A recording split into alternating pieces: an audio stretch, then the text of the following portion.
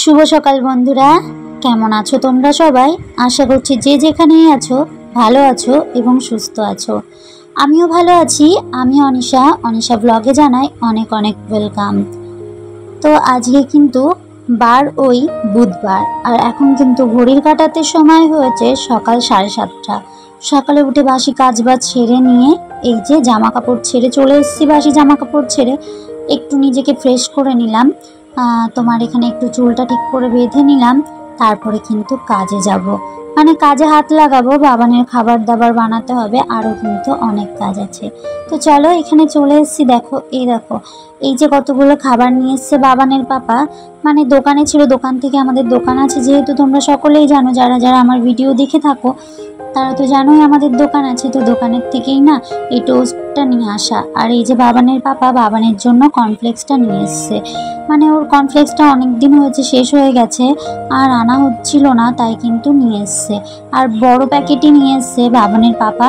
আগে কিন্তু এর থেকে ছোট যেই প্যাকেটটা, মানে ওই 100 টাকা নিত, ওই প্যাকেটটাই নিয়ে আসতো, কিন্তু একবারে বড় প্যাকেট নিয়ে এসছে, যে বড় নিয়ে এসে রাখা ভালো। আর এই যে সকালবেলা কিন্তু উঠে আমার প্রচণ্ড পরিমাণে খিদে পেয়ে যায়, সেই কারণে কিন্তু এই চিড়ে ভাজা, নিমকি এগুলো কিন্তু নিয়ে এসছে। মানে সকালবেলা উঠে একটু কিছু না খেলে তো হয় না বলো, প্রচুর খিদে পেয়ে যায়। আর আমাদের বাড়িতে কিন্তু খাওয়া দাওয়া যত ওই হয় 12টার দিকে, মানে যত তাড়াতাড়ি রান্না করো না কেন খাবার কিন্তু খাবে সবাই 12টার দিকেই। কারণ বাবানের পাপা খায় ওই টাইমে, ও টাইম পায় না খাবার খাওয়ার। ঘুম থেকে উঠে বাজারে যায়, তারপর এসে দোকানে বসে, আর দোকানে কিন্তু ওই টাইমে প্রচুর ভিড় পড়ে, এই কারণে কিন্তু ও খেতে পারে না। আর ও খায় না যেহেতু, সেই কারণে কিন্তু আমারও খাওয়া হয় না। সবার বলাটা ভুল, আমাদের বাড়ির কিন্তু মানে আমার শাশুড়ি মার, তারপরে বাবানের দাদুর, মানে আমার শ্বশুর মশাইয়ের, ওনাদের কিন্তু খাওয়া হয়ে যায়, কিন্তু আমি আর আমার বাবানের পাপা এরা আমরা দুজন কিন্তু খাই না। অবশ্য কোনো কোনো দিন আমার শাশুড়িও না খেয়ে থাকে, বাবানের পাপা যতক্ষণ না খায়। এটাই হচ্ছে বাস্তব কথা এত কিছুর জন্য। মানে আমার খিদে পেয়ে যায় সেই কারণে। আর ঘরে এরকমভাবে যদি জিনিসগুলো রাখা হয় কি ভালো লাগে বলো? আমার তো খুব ভালো লাগে, বেশ কৌটো কৌটো ভরে খাবার থাকবে, দেখতেও বেশ ভালো লাগবে। আর কখনো ইচ্ছা হলে হট করে একটু খেলাম, ওই দোকানে গিয়ে নিয়ে আসলাম তারপরে খেলাম, তা সেটা কিন্তু ভালো লাগে না।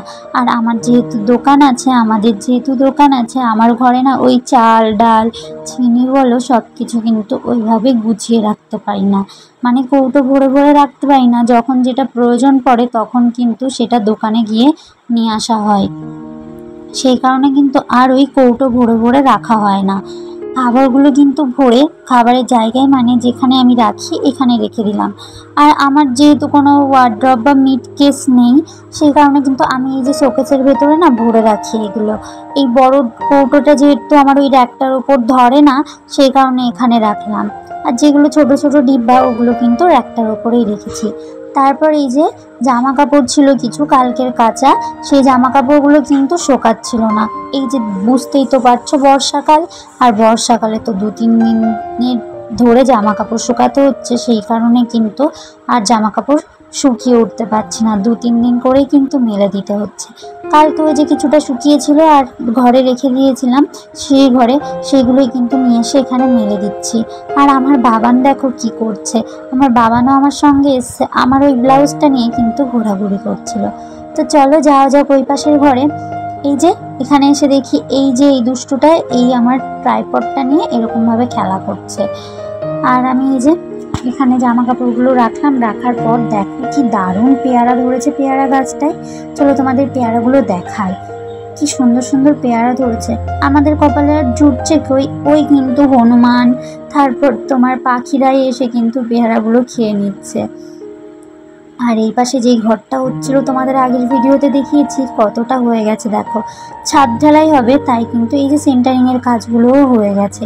এই পাশে মিস্ত্রিরা কাজ করছিল আমাদের এই পেয়ারা গাছটার জন্য, আর দেখাতে পারলাম না। তারপর কিন্তু চলে আসলাম এখানে, এই যে জামা কাপড়গুলো মেলে দিচ্ছি।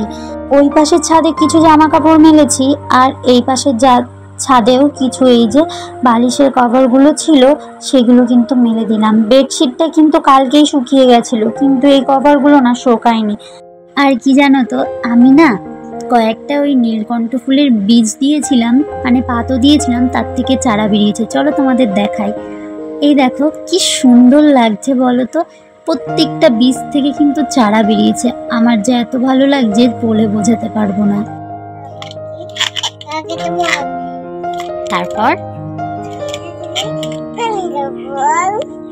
স্পষ্ট হলো না তো বাবা, আবার বলো, প্রথম থেকে বলো। আতা গাছে, ওটার মুখ থেকে নামাও, এবার বলো। তারপরে স্পষ্ট করে কথা বলতে হয়। হ্যাঁ, তারপর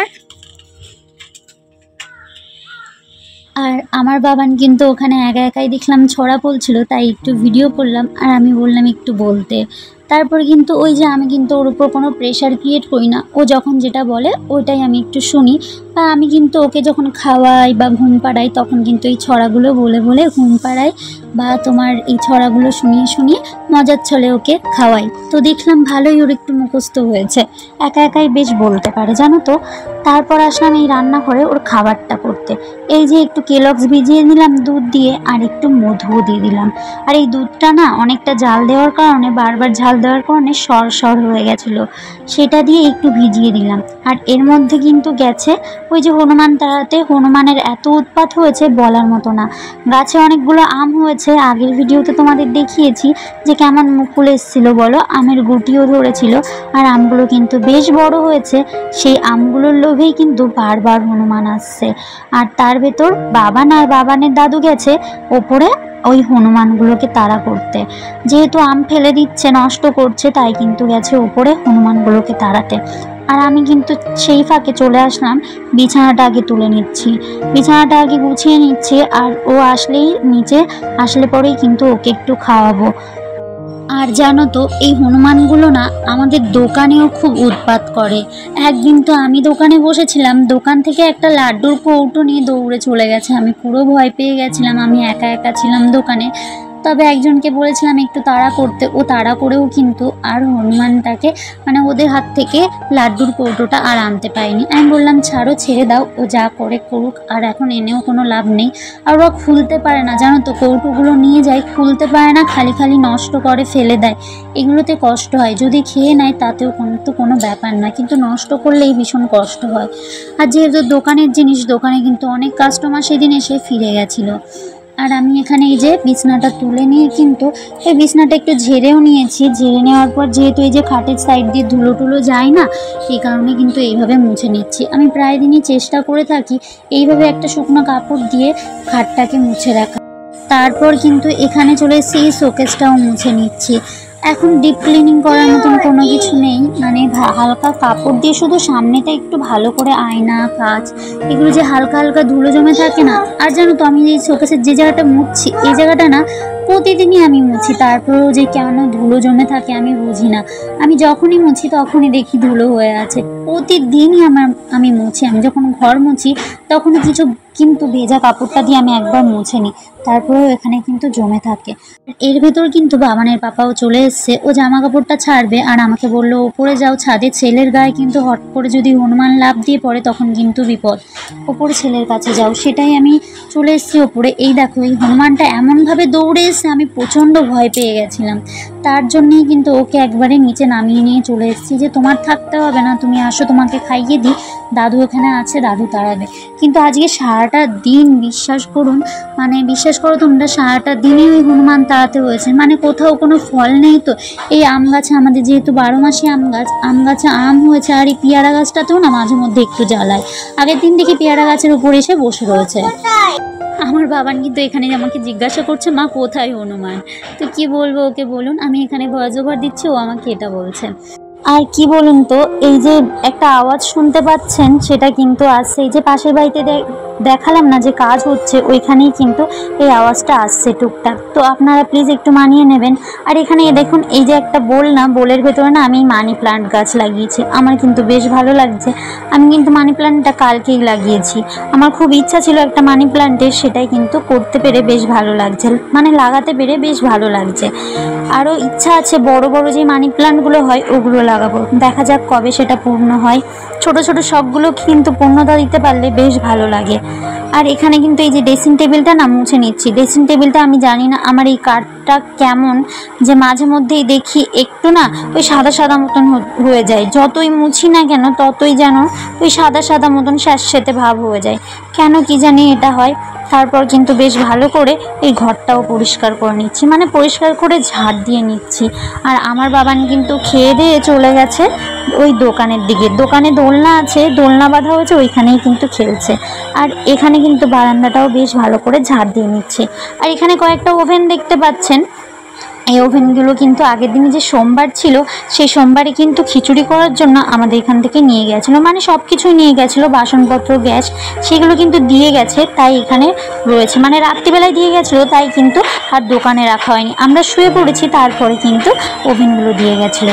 তারপরে চলে এসেছি একটু দোকানে, দেখুন দোকানদারি করছে।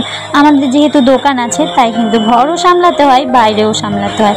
বাবানের পাপা গেছে জল দিতে, তো ঘরে দোকান থাকলে কিন্তু আমরা বউ বা মেয়ের যারাই হই অল্প অল্প করে কিন্তু বসি। আমি কিন্তু খুব একটা বসি না, এই যে জল দিতে যাই যেই টাইমটা কোনো দিন বসি, বেশিরভাগ বাবানের দাদুই থাকে বা বাবানের ঠাম্মি থাকে, ম্যাক্সিমাম বাবানের দাদুই থাকে। তবে কোনো কারণবশত ওই যে বললাম হনুমান ছিল, তো হনুমান তাড়ানোর জন্য কিন্তু ওপরে থাকতে হয়েছিল। আর না হনুমানগুলো এত জ্বালাচ্ছিল, পুরো বিকাল অবধি হনুমানগুলো তাড়ানোর জন্য ওপরে থাকতে হয়েছিল। আর এখানে এই যে তোমার লেবুর রস করে নিলাম, একটু দুটো লেবুর রস করে নিয়েছি, ওকে একটু খাওয়াবো। এই যে লেবুর রসটা কিন্তু খেতে বেশ ভালোই বাসে, মাঝে মধ্যে নিজেই বলে মা একটু ফ্রুট জুস খাবো না, ও কিন্তু ফ্রুট জুস বলে, জানো তো, ও বলে মাম্মা আমি একটু ফ্রুট জুস দেবে। তো এই দেখো মুখে হাত দিয়ে রেখেছে, তারপর এখানে খাওয়াচ্ছিলাম, আর খুব কিন্তু হাসাহাসি করছিল। তারপর এখানে চলে এসেছি একবারে স্নান করিয়ে নিয়ে, ওকে স্নান করিয়ে নিয়ে এই যে একটু রেডি করে দেবো, তারপরে কিন্তু ওকে খাওয়াবো। আর খাওয়াতে জানো তো অনেকটাই লেট হয়ে গেছিলো, কারণ আমাকে আবার দোকানে যেতে হয়েছিল।